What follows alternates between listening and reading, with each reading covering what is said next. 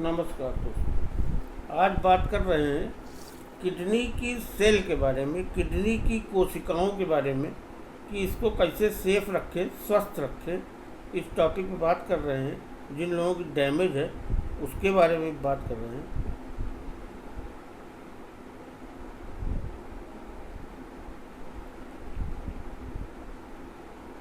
नमस्कार दोस्तों, स्वागत है आपका हमारे चैनल पर। आज हम लोग एक बहुत महत्वपूर्ण विषय पर बात करने जा रहे हैं, किडनी स्वास्थ्य पर। किडनी हमारे शरीर का एक पावरफुल हाउस है, पावर हाउस है, जो हमारे रक्त को साफ करने, तरल पदार्थों को संतुलित करने और अपशिष्ट को बाहर निकालने का काम करती है। लेकिन जब किडनी की कोशिकाएं ठीक से काम नहीं करती तो गंभीर स्वास्थ्य समस्याएं पैदा हो जाती हैं, हो सकती हैं। होम्योपैथी की दुनिया में गहराई से उतरेंगे और खास दवाओं के बारे में जानेंगे जो सीधे किडनी कोशिकाओं पर काम करती हैं।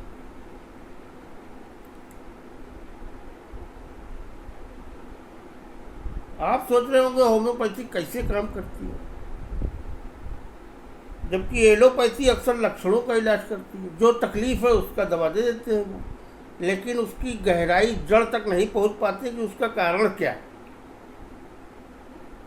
होम्योपैथी का लक्ष्य मूल कारण तक पहुंचना होता है कि ये प्रॉब्लम हुई क्यों और उसका ट्रीटमेंट करना है, ताकि वो हमेशा के लिए ख़त्म हो जाए।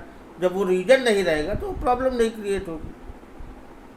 होम्योपैथी कैसे ही काम, क्योंकि होम्योपैथिक में दवाएं इतनी ज़्यादा हैं, उनका सही सिलेक्शन कर पाना और फिर उसकी सही पोटेंसी सेलेक्ट कर पाना, ये हर आदमी के बस की बात नहीं है।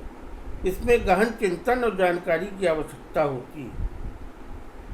होम्योपैथिक दवाएं हमारे शरीर की प्राकृतिक उपचार शक्ति को उत्तेजित करती हैं, और जब बात किडनी की आती है तो कुछ दवाएं खास तौर पर किडनी की कार्यक्षमता को बढ़ाने और कोशिकाओं को पुनर्जीवित के लिए जानी जाती है। आइए इन दवाओं पर नज़र डालते हैं जो सीधे किडनी कोशिकाओं पर काम करती है। पहली दवा है टेरेबिंथानिया। इसकी 30Q पोटेंसी यूज़ की जाती है, दोनों यूज़ की जाती है। आप जो है परामर्श लेकर के पोटेंसी डिसाइड कर सकते हैं नए या पुराने के हिसाब से। यह दवा किडनी की कार्य क्षमता को बढ़ाने के लिए बहुत प्रभावी है। यह विशेष रूप से उन मामलों में उपयोगी है जहां पेशाब में खून, हेमटूरिया, अल्बुमिनुरिया या किडनी की सूजन, नेफ्राइटिस जैसी समस्याएं होती हैं। यह किडनी की कोशिकाओं को पोषण देती हैं और उनकी मरम्मत में मदद करती है। तो टेरेबिंथाना याद रखिए। अगर किसी की पथरी भी होती है तो ये दवा पथरी तोड़ देती है, चूर कर देती है। अगली दवा है एपिस मेलिफिका। एपिस मेलिफिका यह दवा मुख्य रूप से किडनी में सूजन और पानी के जमाव, एडिमा के लिए इस्तेमाल की जाती है। यदि किसी को आँखों के नीचे, चेहरे या पैरों में सूजन महसूस होती है और पेशाब कम हो रहा है तो एपिस मेलिफिका बहुत प्रभावी हो सकती है। यह किडनी की कोशिकाओं को शांत करती है और सूजन कम करती है। ये एपिस मेल है साहब, मधुमक्खी से बनती है और ये बहुत जगह काम करती है। इसको रखना चाहिए, साइड इफ़ेक्ट नहीं है। मैं 200 पे कभी कभी पीता हूँ, बिना ज़रूरत भी पी लेता हूँ तो फ़ायदा कर जाती है। तो इसको रखना चाहिए दवा। यहाँ पर इस तरीके से इसका एपिस मेल का यूज है। अगली दवा है बर्बेरिस वल्गेरिस। यह दवा किडनी में दर्द, पथरी और मूत्र मार्ग की समस्याओं के लिए जानी जाती है। यह किडनी की कोशिकाओं को पुनर्जीवित करने और उनके प्राकृतिक कार्य को बहाल करने में मदद करती है। यह किडनी की सफाई करती है, किडनी की सफाई भी करती है, डिटॉक्सिफिकेशन करती है।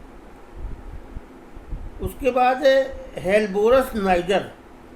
गंभीर किडनी समस्याओं खासकर तब जब मस्तिष्क के लक्षण भी दिखाई दें, जैसे कि सुस्ती या भ्रम, तब यह दवा बहुत उपयोगी होती है। यह किडनी की कोशिकाओं को ऊर्जा देती है और उनके कार्य को सुधारती है।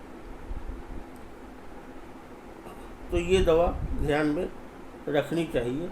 मैं एक बार डिस्क्रिप्शन में नाम लिख दूंगा, ताकि अगर मेरे मुंह से न समझ में आ रही हो तो आप डिस्क्रिप्शन में उसको पढ़ लें। अगली दवा है फास्फोरस। यह दवा कमजोर किडनी और रक्तस्राव की प्रवृत्ति के लिए दी जाती है। यह किडनी की कोशिकाओं को मजबूत करती है और उन्हें नुकसान से बचाती है। यह किडनी के ऊतकों की मरम्मत और पुनर्निर्माण में मदद करती है। अब एक हम आपसे महत्वपूर्ण बता दें, जरूरी बात, ये जानना बहुत जरूरी है कि जानकारी केवल शैक्षिक उद्देश्यों के लिए है। होम्योपैथिक दवा का चुनाव व्यक्ति के लक्षणों, इतिहास और समग्र स्वास्थ्य पर निर्भर करता है। कभी भी स्वयं दवा न लें। हमेशा एक योग्य और अनुभवी चिकित्सक की निगरानी में दवा लें। वे आपकी स्थिति का सही मूल्यांकन कर सकते हैं और आपके लिए सबसे उपयुक्त दवा और उसकी पोटेंसी का सुझाव दे सकते हैं। मैंने तो दवा का नाम बताया, सबकी पोटेंसी नहीं बताई, और ये देखने के बाद सही से डिसाइड होता है केस को कि इनको कौन सी पोटेंसी दी जाए।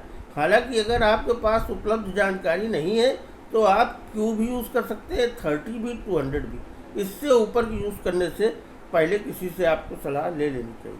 200 लीजिए तो हफ्ता में 1-2 बार, 30 लीजिए दिन में 3 बार, और मदर टिंचर लीजिए तो भी दिन में 2 बार 3 बार।